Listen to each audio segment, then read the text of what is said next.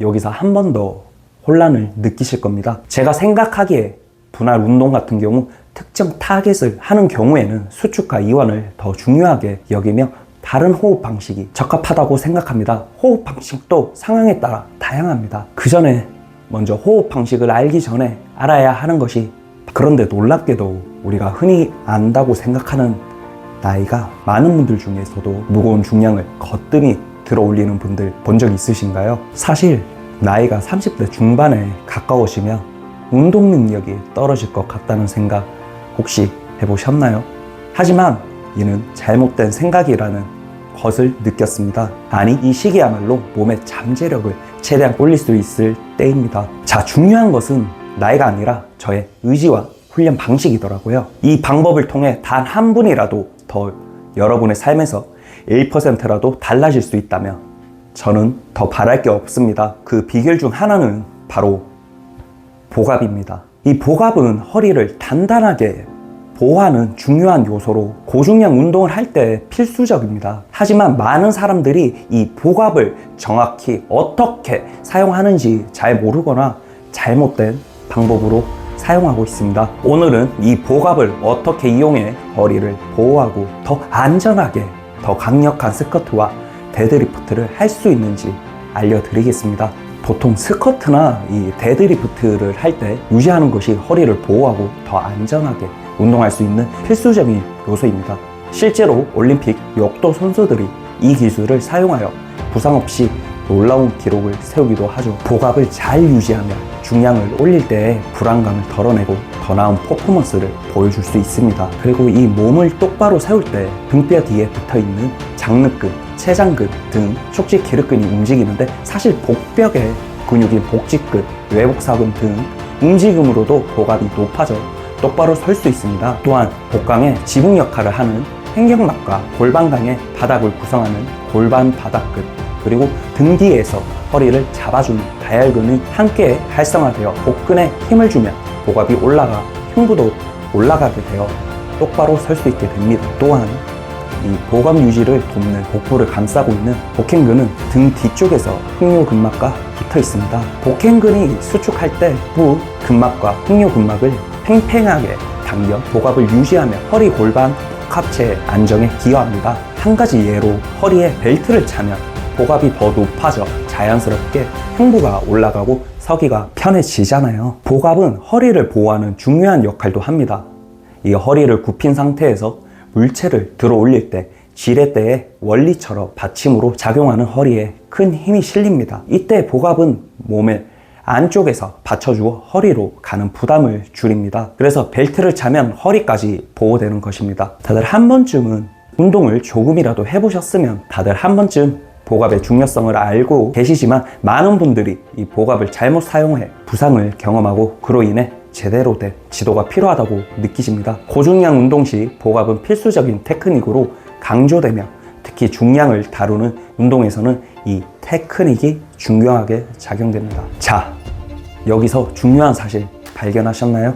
바로 고중량 운동 시 복압의 중요성입니다. 사실 많은 분들이 여기서 한 번 더 혼란을 느끼실 겁니다. 제가 생각하기에 분할 운동 같은 경우 특정 타겟을 하는 경우에는 수축과 이완을 더 중요하게 여기며 다른 호흡 방식이 적합하다고 생각합니다. 호흡 방식도 상황에 따라 다양합니다. 그 전에 먼저 호흡 방식을 알기 전에 알아야 하는 것이 바로 에너지 시스템입니다. 자, 에너지 시스템. 이 에너지 시스템은 섭취한 영양소를 소화 및 흡수하여 에너지로 변환하는 ATP 시스템입니다. 대표적으로 이 세 가지가 있습니다. 첫 번째, ATP PC 시스템입니다. ATP PC 시스템은 인산 영분에 의해 에너지를 공급하기 때문에 이런질 시스템이라고도 불리며 고강도 운동 시 사용됩니다. 불과 몇 초밖에 에너지를 지속하지 못하여 약 2에서 20초 사이에 에너지가 고갈됩니다. 이 시스템은 산소를 이용하지 않습니다. 두 번째는 젖산 시스템입니다. 이 젖산 시스템은 탄수화물을 에너지로 사용하며 주로 고강도 운동 시 최대 강도로 운동할 때 20에서 30초 정도 산소를 이용하지 않고 에너지를 만들 때 피로 물질인 이 젖산이 생성됩니다. 젖산이 몸의 피로와 근육 피로감을 증가시킵니다. 그리고 세 번째, 유산소 시스템입니다. 유산소 시스템은 산소를 이용해 에너지를 만듭니다. 순간적인 강한 힘과 고강도 운동 시 에너지를 신속하게 공급할 수는 없지만 체내의 영양소를 산소와 함께 완전히 연소시켜 에너지를 만들어내기 때문에 장시간 동안 에너지가 부족하지 않으며 이 피로 물질도 적게 생산됩니다. 또한 산소를 이용하며 같은 양이라도 더 많은 에너지를 생성할 수 있습니다. 자, 그런데 여기서 중요한 점은 운동 강도에 따라 에너지 시스템 비율이 달라진다는 것입니다. 지구력 훈련이 잘 된 사람은 유산소 시스템을 이용해 고강도 훈련을 할 수 있고 안정 시에는 주로 유산소 시스템을 이용하며 에너지원으로는 주로 지방을 사용합니다. 호흡 과정에는요, 회항기, 외호흡, 내호흡, 진호흡이 있으며 우리가 주로 알아야 할 것은 회항기 호흡입니다. 일반적으로 건강한 사람들은 윗강근이나 갈비뼈가 손상되지 않는 한 호흡에 문제가 없습니다. 보통 이 산소가 풍부해지며 체순환 과정으로 혈액이 전신에 전달되고 이산화탄소가 많아지면 폐순환 과정을 통해 정화됩니다. 자심실에서 발끝까지 혈액을 보내며 유산소 운동 시 혈관이 커지고 모세 혈관이 발달하여 자심실에서 더 많은 혈액을 보낼 수 있습니다. 근력 운동을 통해 혈관의 탄력성이 좋아지면 이 수축과 이완 기능이 향상되어 더 많은 혈액을 내보낼 수 있습니다. 보통 초보자의 경우 스쿼트나 런지, 데드리프트 등 다관절 운동이 아닌 단관절 근력 운동 중에는 일반적으로 근육에 힘을 줄 때 숨을 내쉬고 근육에 힘을 뺄 때 숨을 마셔야 합니다. 근육의 수축과 이완 동작에 맞춰 숨을 내쉬고 들이마시면 혈압의 변화를 최소화할 수 있습니다. 자, 그러나 이 숙련자에게는 최대 가동 범위를 위해 힘을 뺄 때 숨을 내뱉고 힘을 줄 때 숨을 들이마시는 기술도 필요할 수도 있습니다.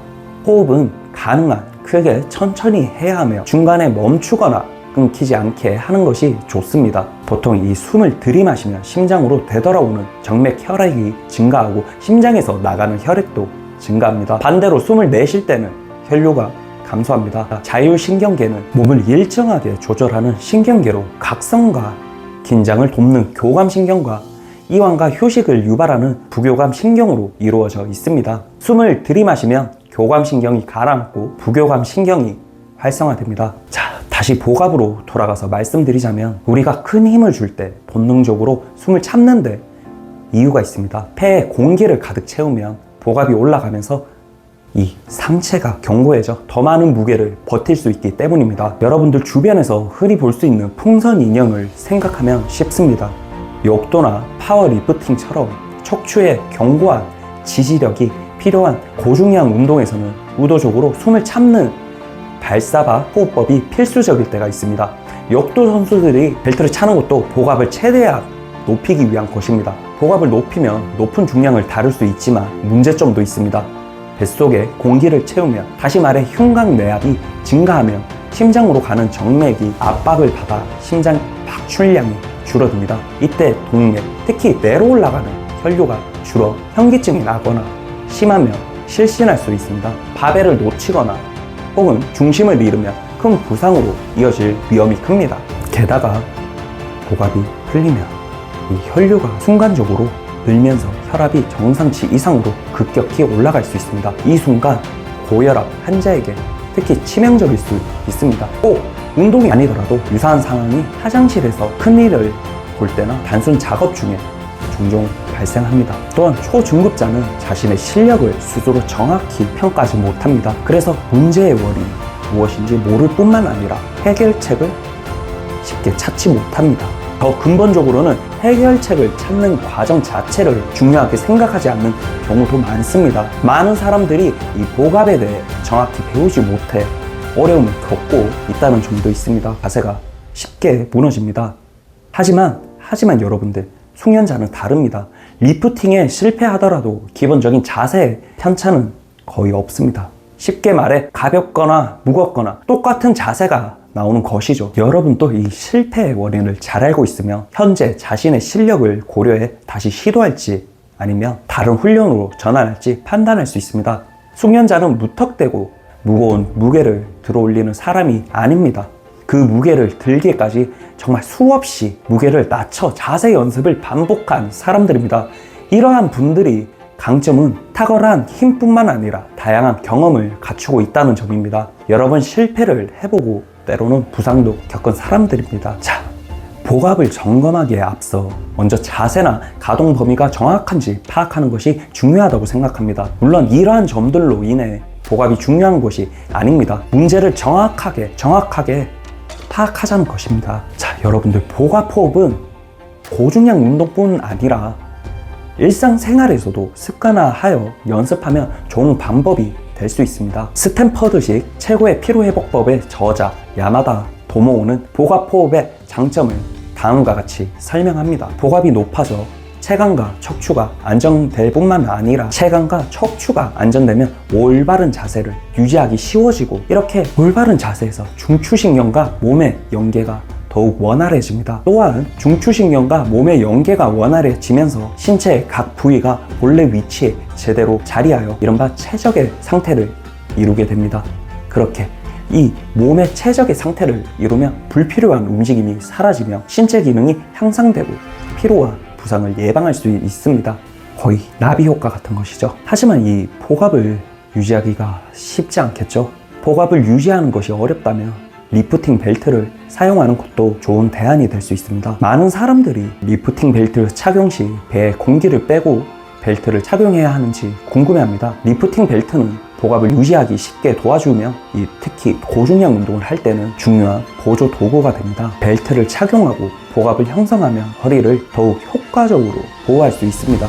물론 궁극적으로는 이 복압을 스스로 유지하는 훈련을 통해 안전하게 중량을 다루는 방법도 익히는 것이 가장 중요합니다. 벨트를 착용할 때는 발사바 호흡법을 사용하는데 복압이 높아지면서 배가 부풀기 때문에 벨트를 꽉 조인 위치에서 한 칸 정도 여유를 두고 착용합니다. 과도하게 조이면 배가 충분히 부풀지 못해 오히려 허리가 약해질 수 있습니다. 그리고 벨트는 골반과 갈비뼈 사이에서 편안하게 느껴지는 위치에 내면 됩니다. 자, 벨트는 이 보디빌딩은 물론 역도, 파워리프팅, 크로스핏 등 다양한 종목에서 사용됩니다. 종목에 따라 형태가 조금씩 다른데 역도는 규정상 폭이 12cm를 넘을 수 없는 배 부분이 좁고 등 부분이 넓은 벨트를 주로 사용합니다. 파워리프팅은 앞과 뒤 모두 넓은 벨트를 사용하며 크로스핏에서는 네오플랜과 벨크로로 된 가벼운 벨트를 사용하는 경우도 있습니다.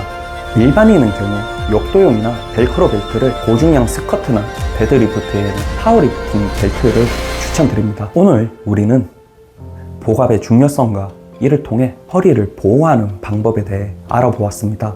복압은 스쿼트나 데드리프트와 같은 고중량 또는 다관절 운동에서 허리를 보호하는 안정성을 높이는 핵심 요소입니다. 특히 이 발사바 호흡법이나 리프팅 벨트를 활용하면 복압을 더 잘 유지할 수 있으며 이를 통해 부상의 위험을 크게 줄일 수 있습니다. 하지만 복압을 유지하는 것만이 해답은 아닙니다. 중량 운동 시 손의 피로를 줄이고 더 나은 그립을 제공하기 위해서는 손목에 감싸는 스트랩도 매우 유용한 도구가 될 수 있습니다. 특히 손목의 부담을 줄여 중량을 더 오래 둘 수 있도록 도와줍니다. 스트랩 관련 영상은 고정 링크로 남겨드리겠습니다. 사실 여러분들은 운동 관련 여러 영상을 보면서 어떻게 운동하는지, 또 어디에 힘이 들어가는지, 어떤 자세로 하는지에 대해 실천을 해보셨을 거예요. 이러한 내용을 바탕으로 정말 이 세세한 부분까지 모두 이해하면 하나의 그림이 완성됩니다. 하지만 대부분 분들은 하지를 않습니다. 정말 여러분들이 힘들게 그림을 아무리 잘 그려냈더라도 반복 없이는 잠재의식의 자리를 잡을 수 없습니다. 오직 반복을 통해서만 그림에 담긴 감정과 생각이 내재화됩니다. 자, 다시 한번 말씀드리자면 생각을 지속적으로 실천하고 또 실천하고 반복을 통해 내면화해야 됩니다. 그래야 다음 단계로 나아갈 수 있습니다. 저도 최근에 한 영상을 반복적으로 보며 공부하고 있습니다. 사실 반복적으로 듣는 것이 맞겠죠. 이전에는 영상을 한 번 보고 이해했다면 공부를 했다고 생각한 적이 있습니다.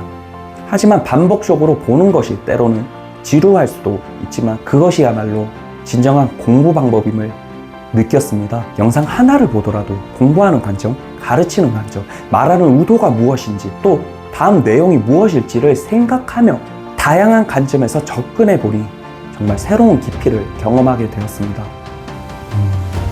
저는 한때 헬스장을 차리고 싶다는 목표가 있었습니다. 여러 상황으로 헬스장을 차리지는 못했지만 지금은 온라인이라는 플랫폼을 통해 저만의 헬스장을 차렸다고 생각합니다. 물론 온라인과 오프라인에는 차이점이 많겠지만 이를 발판 삼아 경험을 쌓고 시행착오를 겪으면 언젠가 오프라인 헬스장도 열 수 있으리라 생각합니다. 여러분의 구독과 좋아요, 알림 설정을 통해 앞으로도 다양한 가치관과 저의 생각을 여러분께 전달하도록 노력하겠습니다. 감사합니다.